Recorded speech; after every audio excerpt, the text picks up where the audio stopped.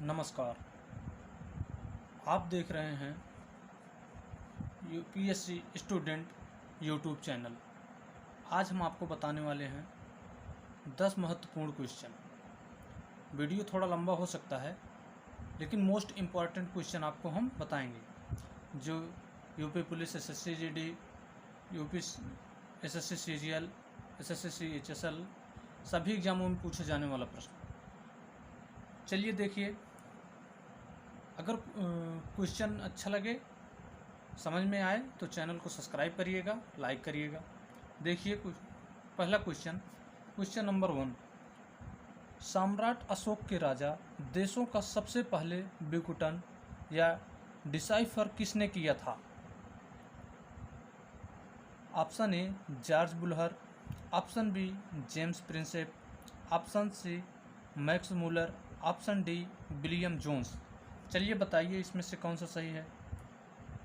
George Buhler Bharat की प्राचीन भाषाओं एवं विधि का विद्वान था। जॉर्ज बुलर भारत की प्राचीन भाषाओं का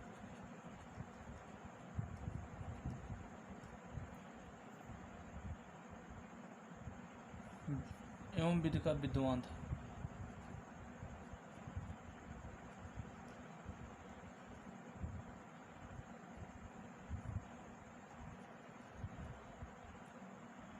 मैक्स मूलर, इसका ऑप्शन सही है, ऑप्शन नंबर बी।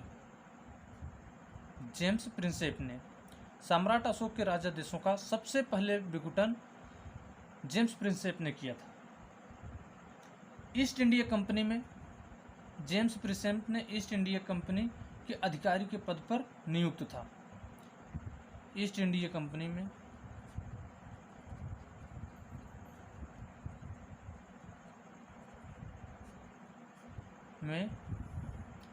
अधिकारी पद पर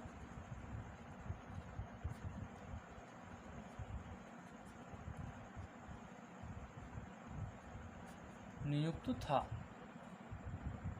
1837 में ब्राह्मी लिपि पढ़ने में सफलता प्राप्त की। जेम्स प्रिंसेप ने 1837 में ब्राह्मी लिपि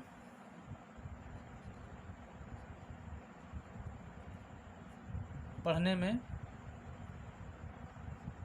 सफलता प्राप्त की।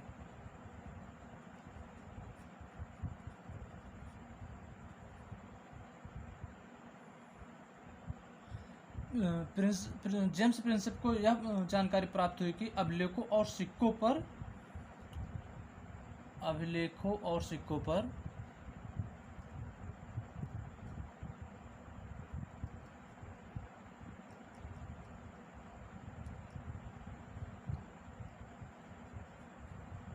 पर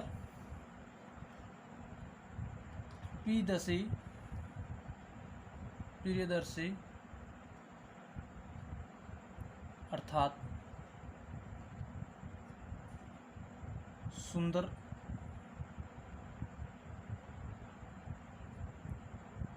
मुखाकृति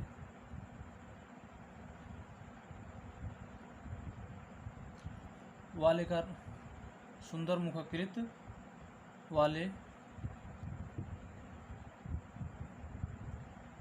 राजा का नाम लिखा।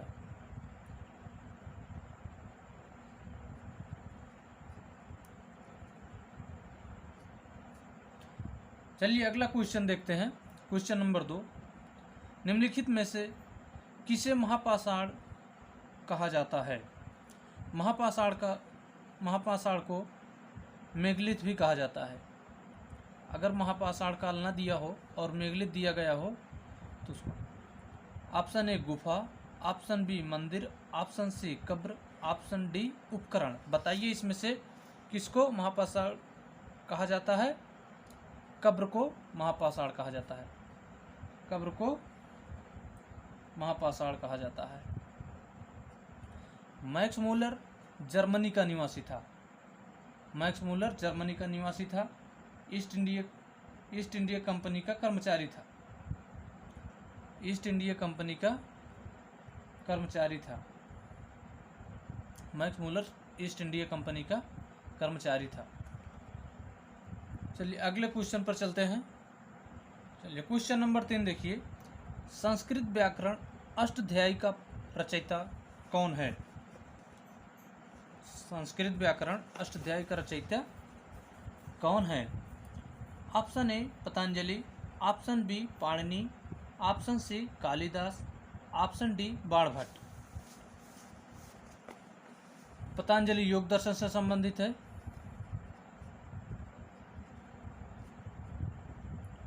पाणिनि कालिदास अभिज्ञान संकुल की रचना की है।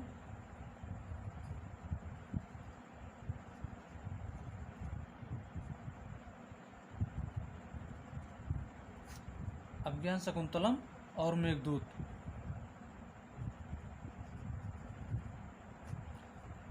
Most important question Meghdoot. Banabhatta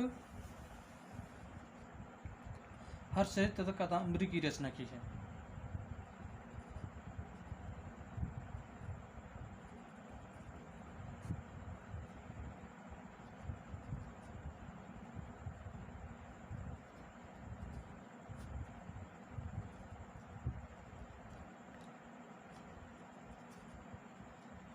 इसका ऑप्शन कौन सा सही है? Option number B Panini. Ashtadhyayi की रचयिता कौन है?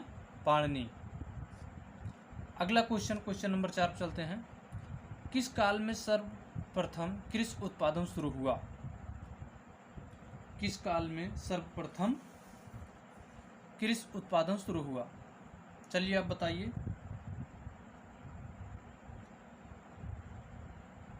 ऑप्शन ए मध्य पाषाण काल, ऑप्शन बी नवपाषाण काल, ऑप्शन सी पूर्व पाषाण काल, ऑप्शन डी सिंधु सभ्यता काल। इसमें कौन सा सही है? किस काल में कृषि का उत्पादन शुरू हुआ था? नवपाषाण काल में। किस काल में? नवपाषाण काल में। कृषि का उत्पादन नवपाषाण काल में शुरू हुआ था। अगला क्वेश्चन, नवपाषाण काल में पाकिस्तान के बलूचिस्तान प्रांत में मेहरगढ़ से कृषि का साक्ष्य प्राप्त हुआ है।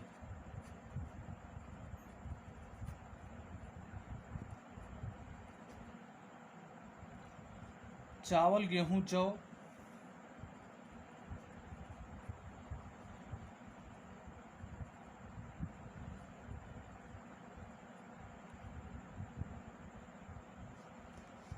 ये सब कृषि क्षेत्र में पाई जाती हैं। मेहरगढ़ पाकिस्तान के बलूचिस्तान में स्थित है। बोलन नदी के किनारे स्थित है। मेहरगढ़ बोलन नदी के किनारे स्थित है। मोस्ट इंपॉर्टेंट क्वेश्चन है, इसको आप जानिएगा। चलिए अगले क्वेश्चन पर चलते हैं। चलिए क्वेश्चन नंबर 5 पर चलते हैं। निम्नलिखित में से किस स्थल को तांबावती कहा जाता है? तांबावती या तांबावली? तांबावती या तांबावली कहा जाता है। तांबावती या तांबावली कहा जाता है। Option A Gilund, option B Ahar, option C Ganeshwar, option D Nevasa. चलिए बताइए इसमें से कौन सा सही है?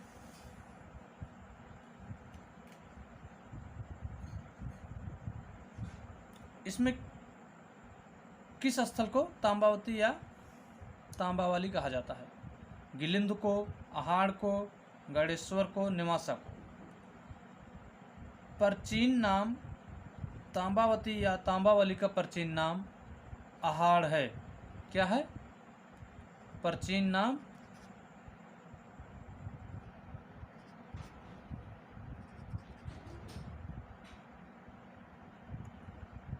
अहाड़ है। ऑप्शन नंबर बी सही है। अगला क्वेश्चन पर चलिए, क्वेश्चन नंबर 6 पे। निम्नलिखित में से कौन सा स्थल किलाबंद और खाई से घिरा हुआ था? निम्नलिखित में से कौन सा स्थल किलाबंद और खाई से घिरा हुआ था? Option A Daimabad, option B Songaon, option C Inamgaon, option D Chandoli, option D Chandauli.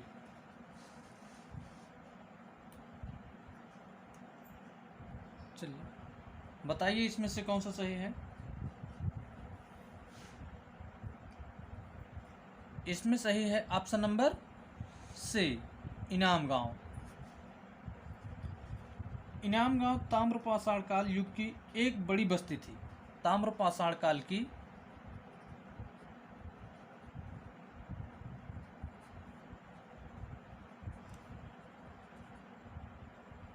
एक बड़ी बस्ती थी।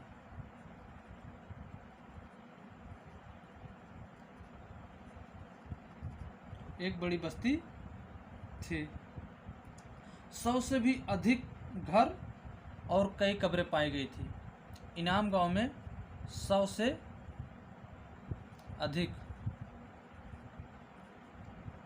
घर और कुछ कब्रें पाई गई थी।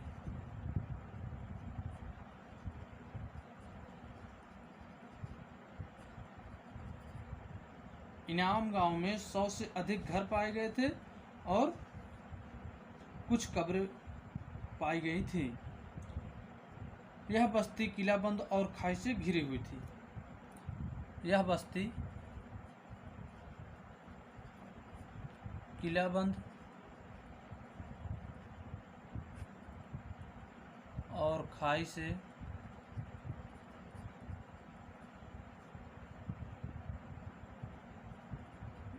घिरा हुआ था। इनाम गांव बस्ती किलाबंद और खाई से घिरे हुआ था। ऑप्शन नंबर सी सही है। चलिए अगले क्वेश्चन पर चलते हैं। क्वेश्चन नंबर 7 देखिए, रेशम बुनकरों की श्रेणी का उल्लेख निम्नलिखित में से किस अभिलेख में मिलता है। रेशम बुनकरों की श्रेणी का उल्लेख किस अभिलेख में मिलता है।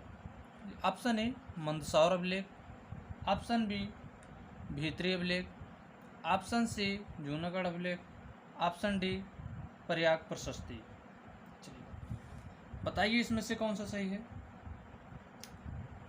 इसमें सही है ऑप्शन नंबर 1 मंदसौर अभिलेख। रेशम बुनकरों की श्रेणी मंदसौर अभिलेख में मिलता है। मंदसौर अभिलेख मध्य प्रदेश में है।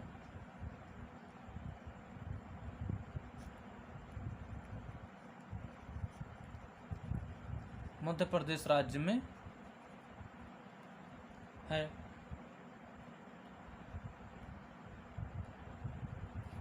जो मूलतः लाट,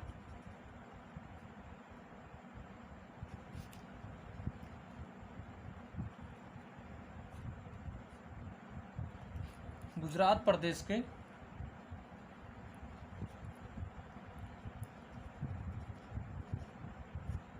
लाट गुजरात प्रदेश के निवासी थे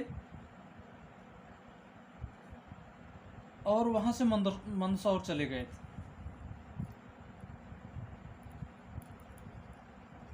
वहां से मंदसौर चले गए।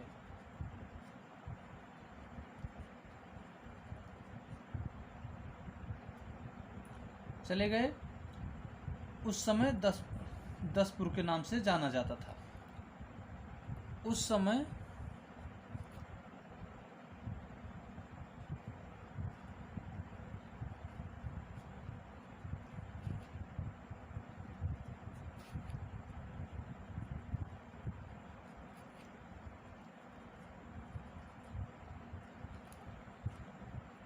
जूनागढ़ अभिलेख, इसमें सही है option number A Mandsaur. Junagadh अभिलेख है रुद्रदामन संस्कृत का पहला अभिलेख है। जूनागढ़ अभिलेख रुद्रदामन का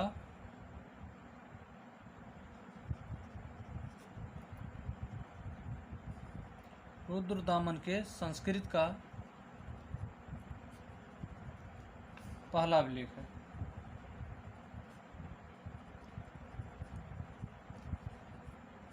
पहला अभिलेख है। सुदर्शन झील का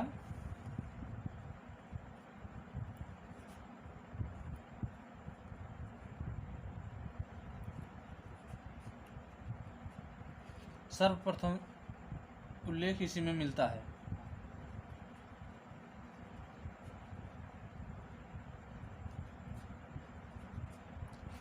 जूनागढ़ अभिलेख से मिलता है।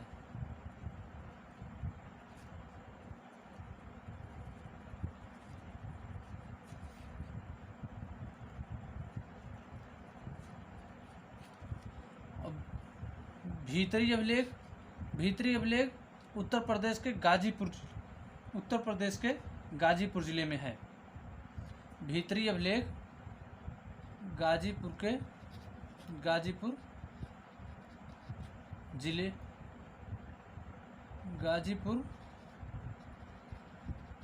जिले में है। यूपी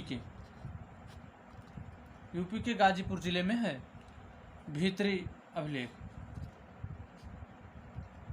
चलते अगला क्वेश्चन नंबर 8 पर। हड़प्पा स्थल कोड दीजिए उस सभ्यता के निम्नलिखित में से किस प्रमुख स्थल के समीप है। हड़प्पा स्थल कोड दीजिए उस सभ्यता के निम्नलिखित में से किस प्रमुख स्थल के समीप है। Option A Harappa, option B Mohenjodaro, option C Lothal, option D Kalibanga. चलिए बताइए इसमें से कौन सा सही है।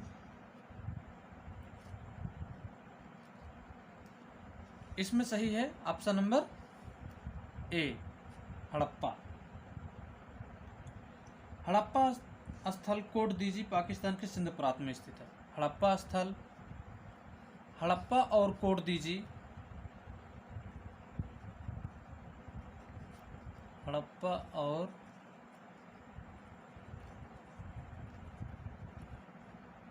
कोड दीजिए स्थल पाकिस्तान के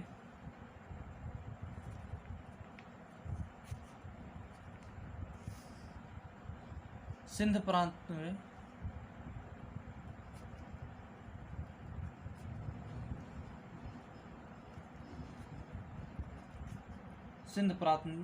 स्थित है, जो सिंध नदी के किनारे स्थित है।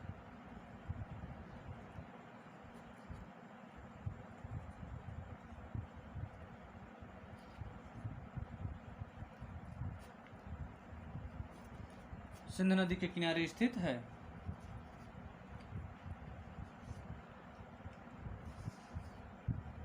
मोहनजोदड़ो की खोज राखालदास बनर्जी ने की थी।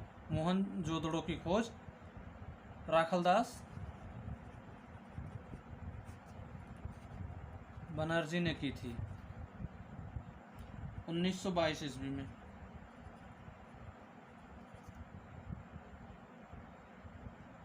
मोहनजोदड़ो को मुर्दा का टीला कहा जाता है। मोहनजोदड़ो को मुर्दा का टीला कहा जाता है।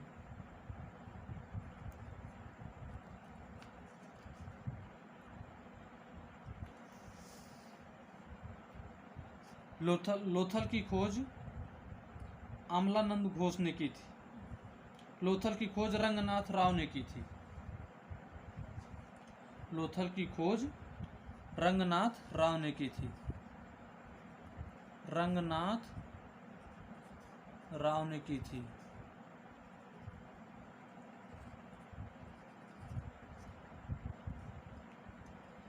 उन्नीस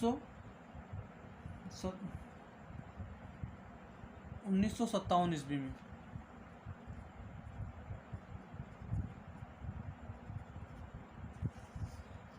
लोथल की खोज रंगनाथ राव ने की थी 1957 ईस्वी में। कालीबंगा राजस्थान के हनुमानगढ़ जिले का प्राचीन ऐतिहासिक स्थल है। राजस्थान के हनुमानगढ़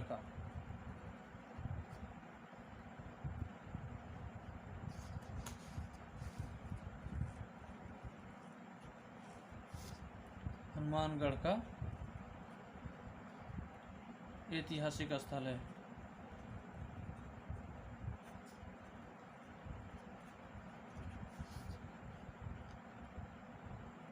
कालीबंगा की खोज अमलानंद घोष ने 1952 में की थी। कालीबंगा की खोज अमलानंद घोष ने की थी।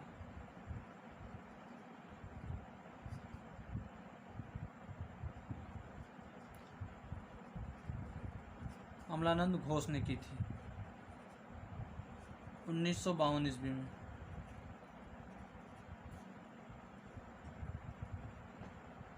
विश्व में सर्वप्रथम जोता हुआ खेत 2900 ईस्वी में कालीबंगा से विकसित नगर था। जोता हुआ खेत 2900 ईसा पूर्व में कालीबंगा से प्राप्त हुआ था।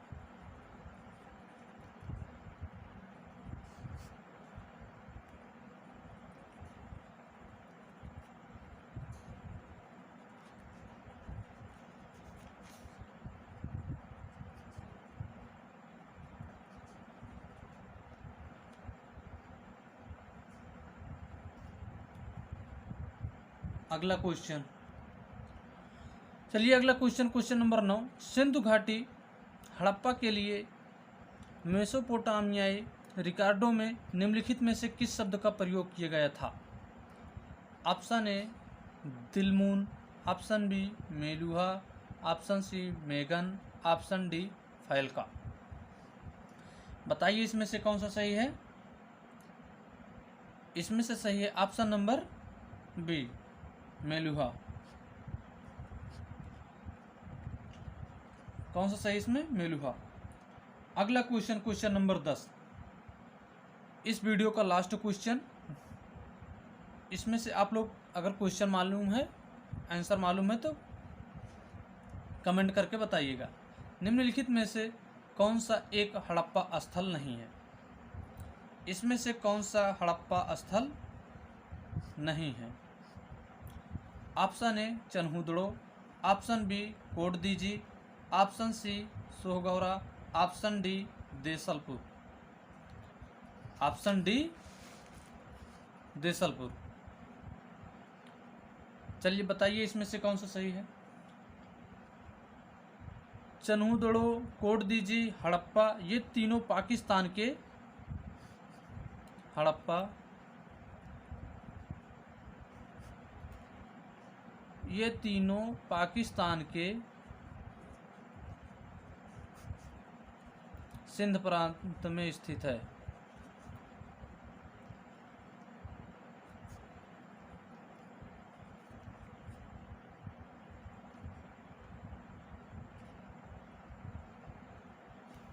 सिंधु नदी के किनारे स्थित है।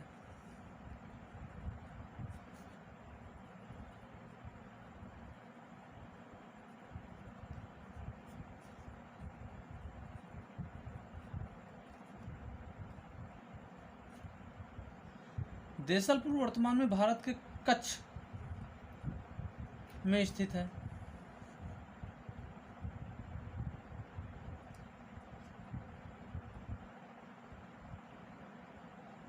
देसलपुर कच्छ गुजरात में स्थित है।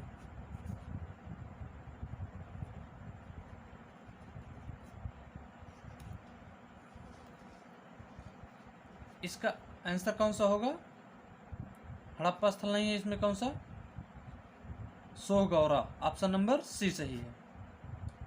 सोहगौरा यूपी के पास स्थित है, जहां से मौर्यकालीन ताम्रपत्र अभिलेख प्राप्त हुआ है। सोहगौरा यूपी के गोरखपुर जिले में स्थित है। सोहगौरा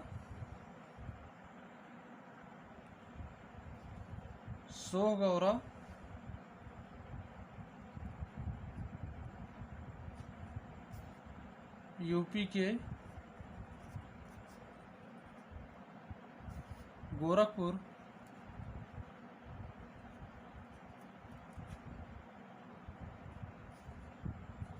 जिले में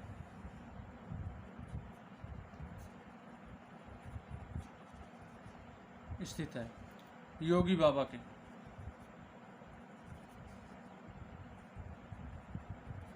के दरबार में सोहगौरा है। चलिए, जो भी क्वेश्चन ना समझ में आए हैं कमेंट करके बताएं, उसका दूसरा वीडियो बनाया जाएगा। आज का वीडियो यहीं तक। वीडियो अगर अच्छी लगे तो चैनल को सब्सक्राइब करें बेल आइकन दबाएं आने वाली वीडियो का नोटिफिकेशन जिससे सबसे पहले आपको पहुंचे।